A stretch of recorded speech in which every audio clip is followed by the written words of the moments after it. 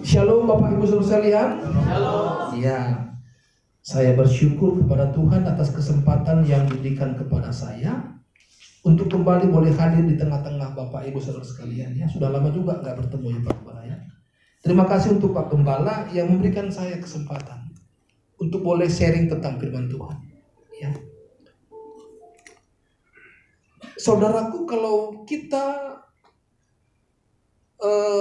akan kedatangan seseorang yang kita kasihi, atau ketika kita akan mengunjungi suatu tempat yang sudah ditentukan tanggalnya, apa yang biasa kita lakukan, saudaraku? Kalau anak muda mungkin menantikan kekasih jiwa. Kalau orang tua menantikan anak yang jauh yang akan datang. Apa yang harus kita lakukan ketika kita menantikan seseorang yang begitu berarti dalam hidup kita? Ya mungkin kalau orang tua, nanti datang anakku, aku persiapkanlah apa yang menjadi kesukaannya. Kalau anak muda tentu dia akan memakai baju yang indah, supaya ketika datang pujaan hati, sambil menantikan itu pasti ada sesuatu yang kita kerjakan. Pasti kalau kita manusia normal, pasti kalau kita menantikan sesuatu itu pasti kita bersiap-siap. Saudaraku, saya membawa kita kepada sedikit ilustrasi ini, bahwa kita juga saat ini menanti-nantikan Tuhan kita. Amin. Amin. Karena kalau kita baca Alkitab bahwa Yesus akan datang kedua kali. Apa yang kita lakukan menantikan Kristus, ini penting kita pikirkan, kita renungkan. Maka saya akan membaca firman Tuhan yang akan boleh memberkati kita hari ini, dan kita boleh menerima pencerahan dari Roh Kudus. Ya. Saya ambil dari kitab Ibrani pasal 9.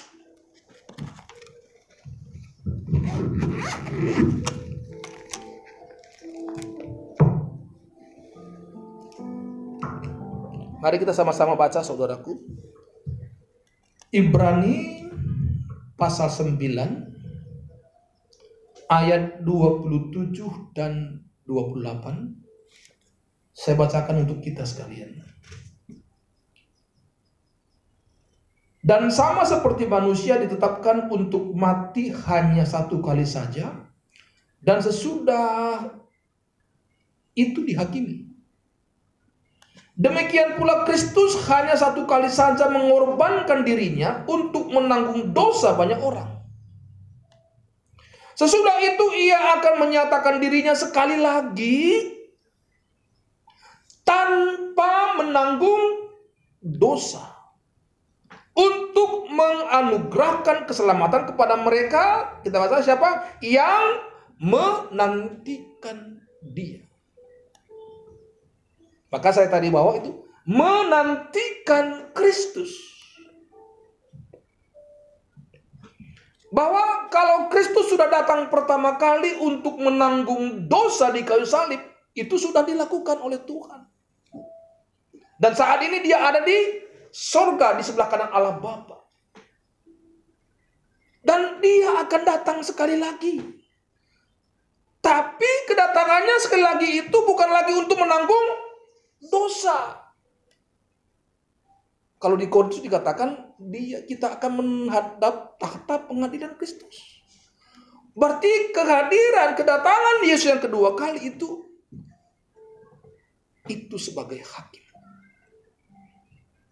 Nah, saya membawa kita kepada pemahaman bahwa kita hari ini menantikan kedatangan Kristus. Kita merindukan kedatangan Kristus itu yang membawa kita kepada rumah Bapa. Apa yang kita lakukan sambil menantikan Kristus? Itu pertanyaan bagi kita supaya kita juga mengisi hari-hari hidup kita menantikan Tuhan itu dengan benar. Kan banyak pemahaman, saudaraku, mati untuk kita menanggung segala dosa. Ya, saya terima kebenaran itu. Tetapi saya juga bertanya, lalu kenapa Kristus menjadi hakim lagi kalau masih sudah mati untuk semua dosa manusia? Kenapa dia akan datang sekali lagi untuk menghakimi? Berarti kan, apakah ketika Kristus sudah mati di kayu salib menanggung segala dosa, sudah selesai? Lalu kenapa dia datang lagi menghakimi? Kalau kata menghakimi berarti itu ada melihat baik dan buruk, baik dan benar di situ. Dan ketika Kristus datang kedua kali, kata firman Tuhan, dia bukan lagi menanggung dosa. Yesus hanya sekali menanggung dosa untuk selamanya. Itu kebenaran yang harus kita terima. Lalu yang menjadi persoalan bagi kita adalah bagaimana kita menantikan dia yang datang kedua kali. Ini menentukan kita juga.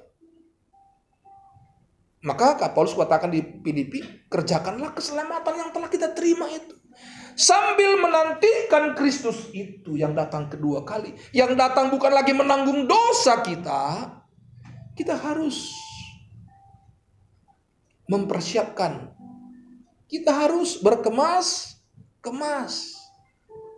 Maka dikatakan Petrus di dalam 2 Petrus 3 dikatakan sambil menantikan semua itu, apa katanya saudaraku? Kita baca di 2 Petrus 3 bahwa sambil menantikan itu,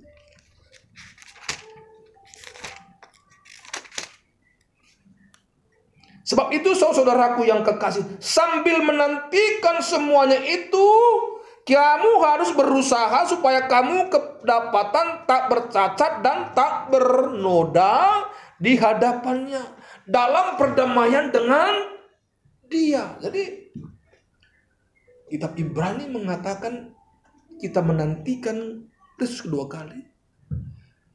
Petrus mengatakan untuk hari akhir zaman, hari Tuhan itu, kita harus berusaha supaya kita kedapatan tak bercacat dan tak bernoda. Berarti ada sesuatu yang kita harus kerjakan menantikan Kristus, itu menjaga hidup kita di dalam kekudusan.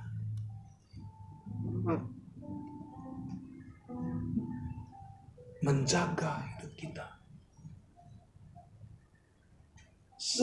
Di sisa umur kita harus berjuang, saudara, untuk menjaga hidup kita berkenan di hadapan Tuhan. Di Alkitab juga dikatakan bagaimana ketika gadis bodoh dan gadis pintar itu, bijak-bijak itu menantikan juga ya. Ada penantian hari ini. Tapi apa yang kita lakukan? Apakah kita seperti gadis yang bodoh, yang tidak bersiap-siap ketika minyak lampunya habis? Atau seperti gadis bijak? Nah, ini kan menjadi Alkitab banyak sekali mengatakan persiapan untuk menantikan Tuhan. Dengan berbagai macam perumpamaan, istilah. Tetapi intinya semua mengatakan bahwa akan ada hari itu datang. Nah, kita sebagai orang-orang percaya hari ini harus merespon dengan benar apa yang dikatakan firman Tuhan bahwa Kristus pasti datang kedua kali. Kita menanti-nantikan dia. Apa yang kita kerjakan menantikan itu menentukan bagaimana nanti Yesus memberikan kita penilaian. Saya mau tanya kita semua di sini, saudaraku, apakah kita merindukan Tuhan? Apakah kita merindukan Tuhan? Yesus kita. Apakah kita merindukan suatu saat nanti kita boleh bertatapan muka dengan Tuhan? Kalau ini tidak kita perkarakan, maka kita menganggap biasa-biasa. Tapi kalau kita merindukan suatu saat nanti aku bertemu muka dengan Tuhan Yesus, Tuhan dan Juru Selamatku, itu kerinduan itu. Maka kita harus bersiap-siap. Bagaimana supaya anugerah yang Tuhan telah berikan itu, ketika dia mati di kayu salib, dosa dunia ditanggung. Dan ketika dia datang sebagai hakim, kita dihakimi menurut perbuatan kita. Dan ini tadi saya bilang persiapan kita. Bapak Ibu Saudara dikasih Tuhan, mari kita bersiap-siap. menantikan kekasih kita. Amin, saudaraku. Amin.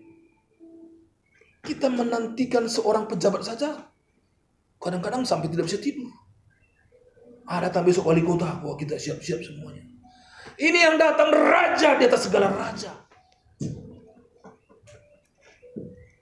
Bapak, Ibu, Saudara dikasih Tuhan, saya banyak merenung akhir-akhir ini. Kenapa kekristenan sepertinya biasa-biasa saja merespon ini? Jangan-jangan ada respon yang salah. Ada kadang kan kita sudah diselamatkan. Iya, siapa bilang tidak diselamatkan? Saya kemarin menemukan sebuah perenung ini. Kalau memang kita telah diselamatkan, kalau memang kita telah menerima anugerah keselamatan itu, apakah cara hidup kita seperti dunia? Apakah kita kalau sudah menerima keselamatan itu, apakah kita masih hidup suka-suka kita? Kan ini yang pertanyaannya. Kalau memang kita sudah meyakini kita diselamatkan, maka ada tindakan iman di dalam hidup yang sesuai dengan firman Tuhan. Tapi hari ini kita lihat bagaimana. Datang banyak orang berbondong-bondong ke dalam sebuah ibadah. Setelah itu mereka pulang dari ibadah, apa yang mereka lakukan? Lalu nanti ketika akhir zaman datang, hari Tuhan datang, kita ingin masuk di dalam bersama dengan Tuhan. Tapi kita tidak menghormati Dia yang sudah menyelamatkan kita. Maka saya katakan, hari ini kita perlu merespon dengan benar tentang anugerah keselamatan itu. Lewat tindakan-tindakan iman kita.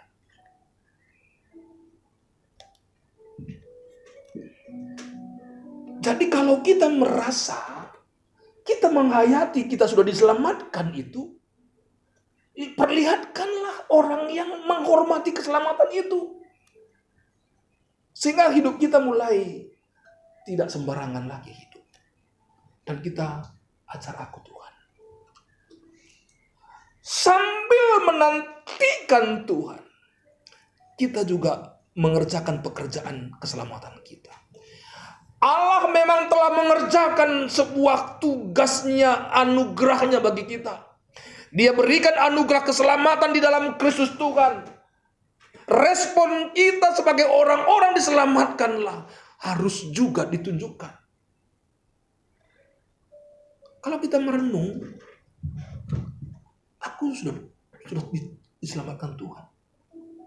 Kalau kita terus renungkan ini, lalu apa yang harus kulakukan? Kita melakukan perbuatan baik, itu adalah buah daripada kita merespon keselamatan. Bukan kita berbuat baik supaya selamat. Kalau ini kewajiban yang membuat kita capek. Tapi kalau kita merespon, aku telah diselamatkan dan aku menghormati Dia yang menyelamatkan aku. Itu yang perlu kita pikirkan hari ini, saudara. Saya tahu di tempat ini mungkin kita sudah menghormati, tapi saya ingatkan kembali. Karena kata firman Tuhan di dalam 2 Korintus 13 ayat 5, ujilah dirimu, apakah imanmu tegak. Saya baca ini juga kalimat-kalimat yang mengisi hidup kita menantikan Kristus datang. Kalau kita tidak menguji iman kita, di 2 Korintus dikatakan demikian, saudaraku.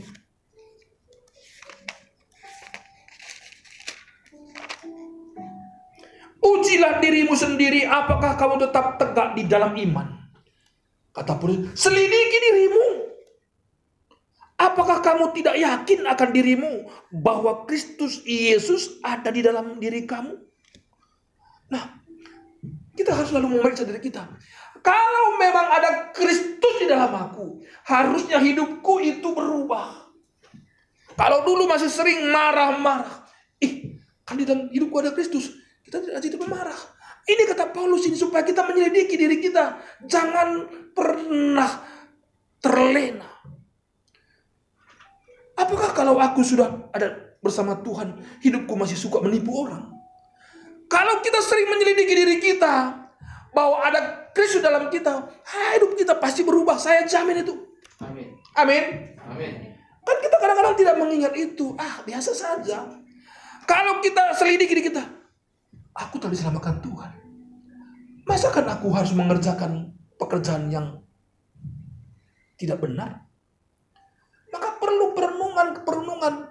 Pertanyaan-pertanyaan itu, kalau diselamatkan aku, hidupku harus berubah.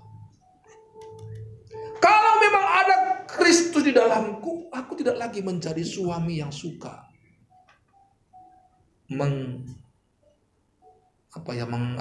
mungkin menyakiti istri. Kalau setiap orang percaya begini, dia memeriksa dirinya dengan menyelidiki, pasti ada perubahan hidup yang berkualitas. Pasti. Hari ini kan kita tidak memeriksa diri kita. Kita merasa sudah diselamatkan dan tidak perlu memeriksa diri lagi. Dan aku tidak diselamatkan. Nah, ini kan perlu. Saya tidak menolak firman Tuhan bahwa Kristus mati untuk dosa. Iya, saya terima itu. Yang jadi pertanyaan, apakah kita menghidupi firman itu? Bahwa kalau ada Kristus dalam aku, hidupku pasti membuahkan yang baik. Ini pertentangan, saudaraku, di dalam hati kita.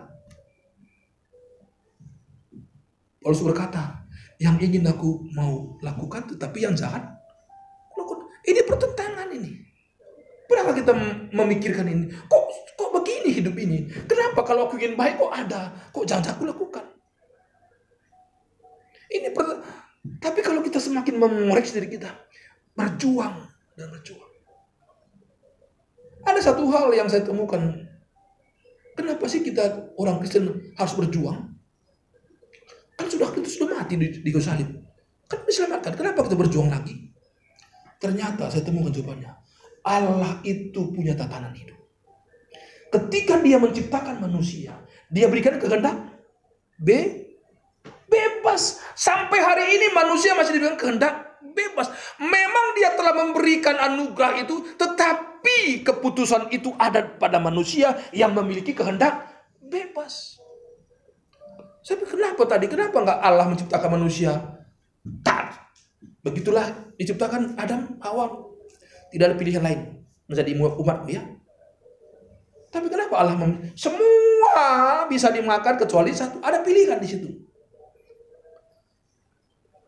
Setelah saya renungkan, mungkin benar kali ini bahwa Allah ingin menikmati yang diciptakannya itu dengan pilihan yang diciptakan itu.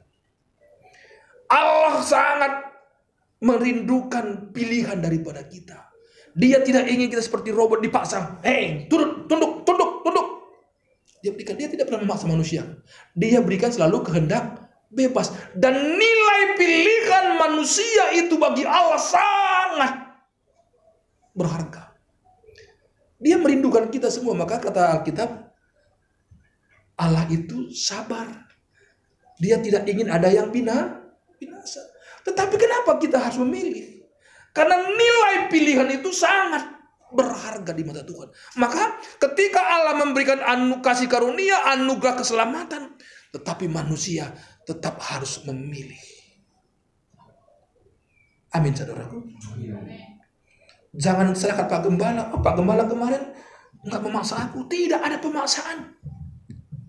Kekristenan tidak ada pemaksaan. Yang ada hanya kerelaan hati kita. Dan Allah sangat merindukan kita menjadi orang-orang yang tahu diri. Aku sudah diselamatkan Tuhan. Aku pilih Engkau, Tuhan. Aku memilihmu, Tuhan. Kau segalanya bagiku. Hidupku yang sekarang ini bukannya aku lagi. Kita memilih. Memang kita telah dipilih Tuhan dari semula. Tetapi Allah tatanannya bahwa manusia yang diciptakannya itu juga memiliki kehendak bebas. Orang datang ke gereja ini pun pilihan. Pak Gembala tidak pernah memaksanya. Allah pun tidak pernah memaksanya. Tetapi dia hanya merindukan. Bayangkan bagaimana Allah itu baiknya. Adam Hawa diciptakan. Itu kan milik Tuhan sebenarnya. Kenapa? Ketika Tuhan memberikan kehendak bebas bagi manusia, Sebenarnya situ ada risiko bahwa manusia bisa tidak memilih Tuhan. Bisa tidak memilih Tuhan. Hari ini pun bisa tidak memilih Tuhan. Kalaupun Tuhan telah berikan keselamatan, manusia masih punya kehendak bebasnya. Itu tidak bisa dihilangkan. Sampai menutup mata, manusia tetap memiliki kehendak bebas. Maka mari kita pergunakan kebebasan kita. Katakan, aku milih Engkau Tuhan. Kalau kita renungkan tingkah laku kita sebenarnya tidak layak lagi sama Tuhan. Terlalu kotor. Kalau seandainya Allah itu ember, suka mengata-ngatai, nggak ada yang berani tampil di depan ini. Luar biasa kasih Tuhan, saudaraku. Saya kalau mengingat itu, aduh luar biasa Tuhan menarik aku dari kedagingan aku. Hari ini pun saya masih berjuang. Maka saya merespon firman Tuhan. Saya sering bergumul. Kok harus kami capek banget ya hidup ini? Itu karena kita punya pilihan.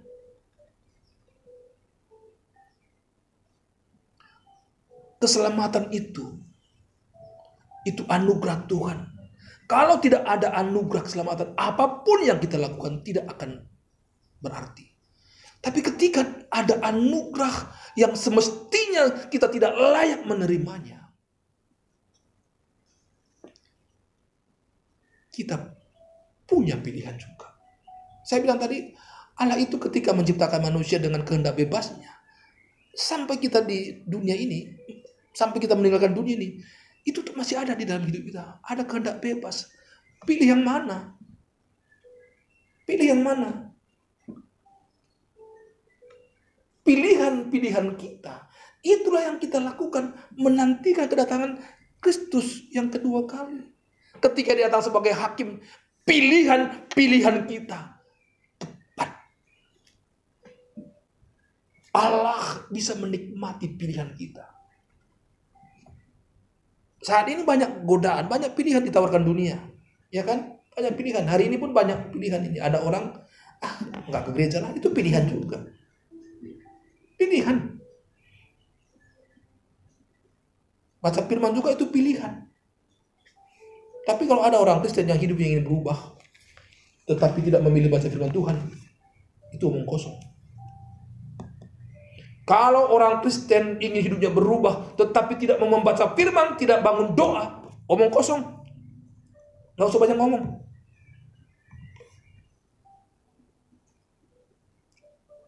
Allah merindukan itu semua.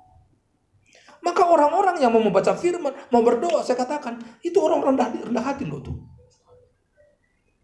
Tapi orang yang tidak pernah baca firman Tuhan, tapi mau diberkati juga memang kadang-kadang. Tapi itu orang sombong. Saya katakan orang sombong itu. Orang Kristen yang tidak mau membaca firman, tidak mau membangun doa, itu orang sombong di mata Tuhan.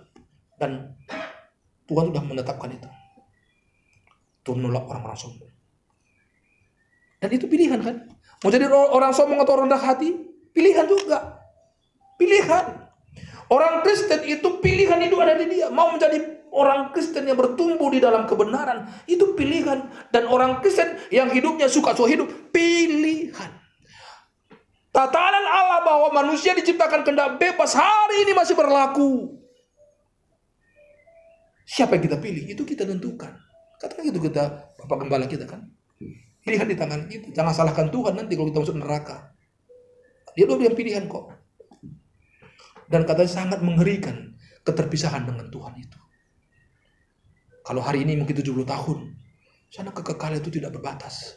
Kalau menderita ya menderita. Bayangkan, kenapa akhirnya Tuhan harus mengirimkan orang-orang yang tidak taat itu ke sana? Udah dikasih karunia, anugerah, sampai hari ini dikasih. Sampai menutup mata, Allah masih merindukan kita. Tapi manusia yang sombong tadi memang tidak menghargai itu. Makanya patutlah, wajarlah kalau Tuhan marah. Ketika datang sebagai hakim, dia pergunakan haknya sebagai hakim itu.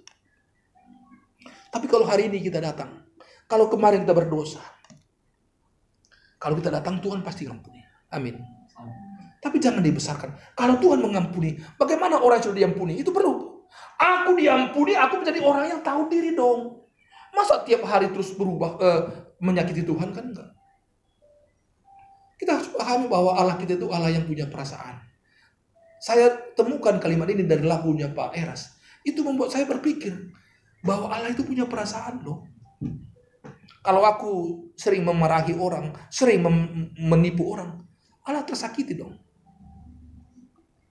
Makanya banyak orang yang hari ini hidupnya sembrono ya karena tidak ada perasaan, tidak menjaga perasaan Tuhan.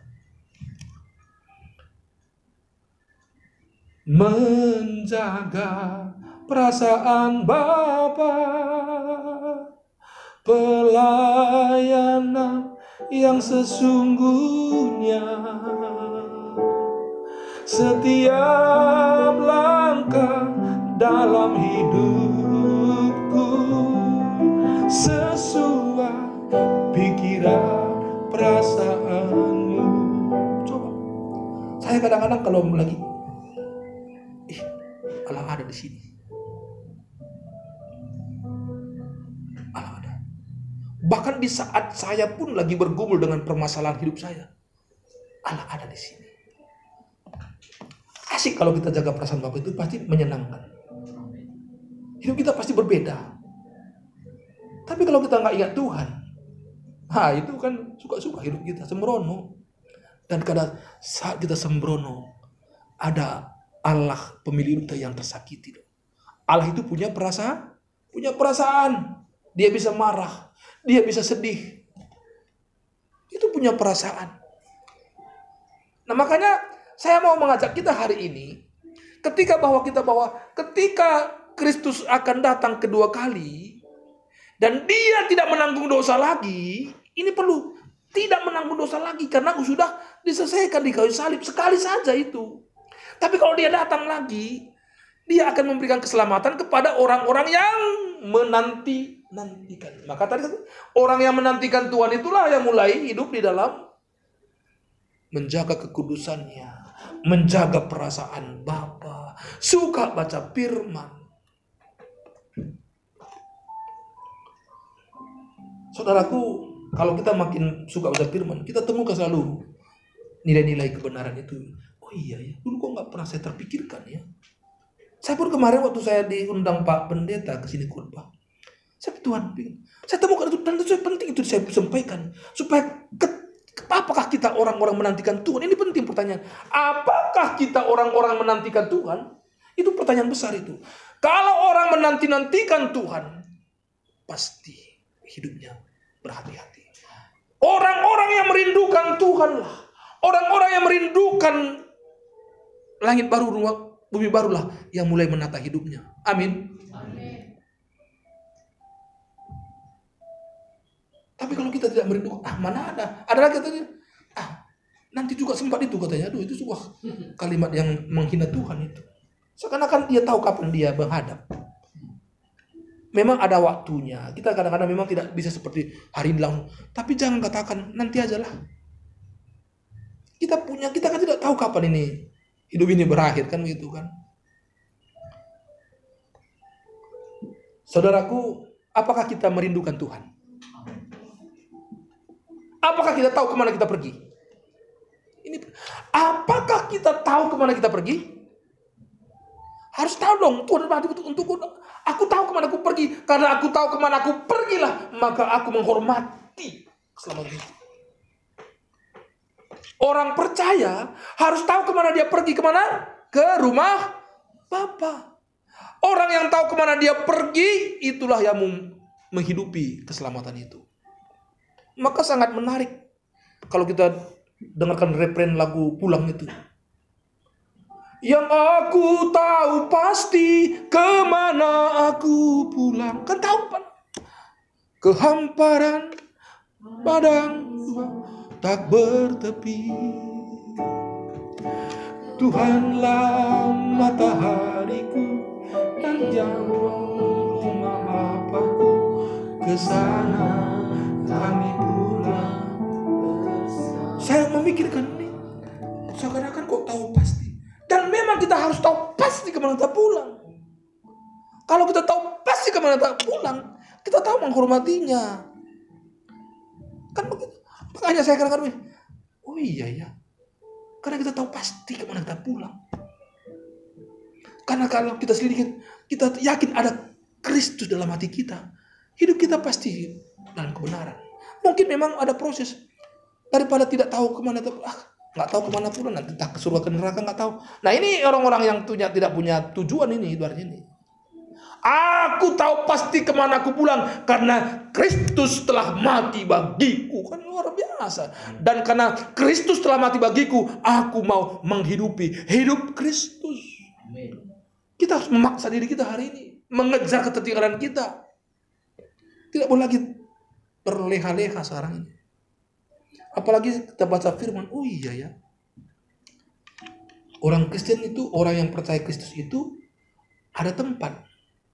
Tetapi apakah setiap orang percaya Yesus itu ke sana? Kita tidak menjawab, tidak bisa menjawab. Alkitab menjawab, tidak semua setiap orang berseru-seru Tuhan akan. Kan itu kata firman Tuhan kan? Siapa yang berseru kepada Tuhan? Itu pasti orang Kristen dong. Tapi kata Tuhan, tidak semua orang yang berseru-seru itu. Yang masuk ke rumah Bapa adalah melakukan kehendak. Karena banyak orang percaya tidak melakukan kehendak Bapa, tidak menjaga perasaan Bapa. Percaya sih KTP Kristen. Nah makanya firman Tuhan yang saya ambil dari Ibrani itu banyak sekali tendangannya kemana-mana itu. Perhatikan bagaimana kamu hidup, itu sambil menanti-nantikan kedatangan Kristus. Jangan jadi orang bebal, tapi jadilah orang arif. Pergunakanlah waktu yang ada. Kalau waktunya kita beribadah, beribadahlah. Tapi kembali kepada hidup ini pilihan. Tidak ada paksaan untuk hidup di dalam kekristenan. Semua kerelaan hati. Memberi persembahan pun itu kerelaan hati. Kalau memang kita lagi nggak punya, ya nggak apa-apa juga. Tuhan tahu kok. Tapi kita punya, tapi kita tidak kasih, itu kan bahaya juga itu. Semua kepada menantikan Tuhan. Kita pilihlah pilihan yang terbaik. Menantikan Tuhan. Sambil menantikan semua itu, kata Petrus kepada jemaat, hiduplah tak bercacat, tak bercela, dengan perdamaian dengan Dia. Berdamai dengan Tuhan. Lalu terus selidiki diri kita. Apakah Kristus? Kalau kita menyelidiki diri kita, ada Kristus dalam aku, kita pasti berubah. Pasti berubah. Karena ada Roh Kudus yang menuntun kita. Kalau kita selidiki diri kita dengan Kristus, pasti kita mulai berjaga-jaga hidup kita. Saudaraku, Bapak Ibu Saudara kasih Tuhan di jemaat di GSKI Berea Tangerang, mari kita bersiap-siap. Mari kita berkemas-kemas, menanti-nantikan kehadiran Tuhan kembali. Itu kepastian yang tidak bisa ditunda-tunda. Tidak bisa diabaikan. Itu pasti. Kalau memang kita ingin bersama-sama dengan Bapa di surga, nantikan Dia, rindukan Dia, dan hayati hidupnya.